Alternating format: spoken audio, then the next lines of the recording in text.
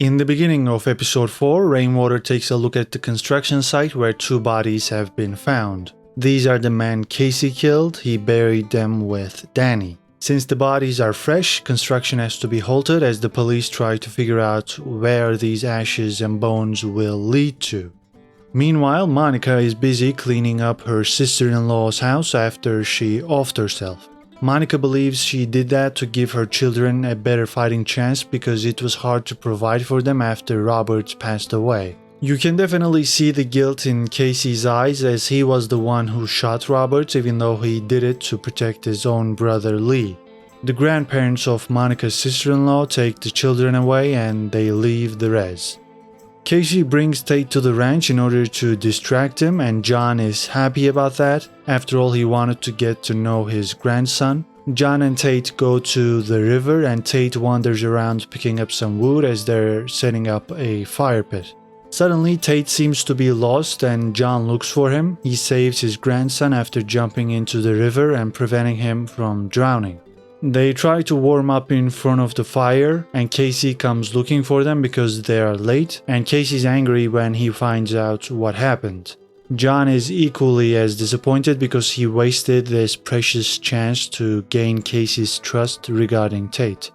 We also see John's scar from his colon cancer operation during this sequence. Someone even confronts John about his health in this episode, asking John if he'll be able to continue on as the livestock commissioner. John says the cancer is gone and he wants the guy to keep it quiet. Monica freaks out about Tate's mishap and injury as well when she arrives at the hospital where Tate is getting stitched up. He'll be fine, but this whole ordeal obviously doesn't bode well for John. Earlier in the day, Rainwater and his men wanted to question Casey about all the deaths on the res, including the 2 kidnappers from episode 3 and Robert, but Casey was away. Later on, as Casey and his family drive home from the hospital, the tribal police arrest Casey, so he's gonna be interrogated in future episodes. Elsewhere, Beth stalks Jenkins at his resort. His family is there too, of course. Beth had warned Jenkins about herself, but he didn't listen, and here she is. She's causing trouble. She suggests going somewhere else, and Jenkins agrees, so off they go to a bar. Beth keeps messing with Jenkins as other men try to flirt with her. These other men keep attacking Jenkins whenever he tries to assert himself, and he finally has enough and leaves. Eventually, Rip arrives to join Beth and they continue to reconnect.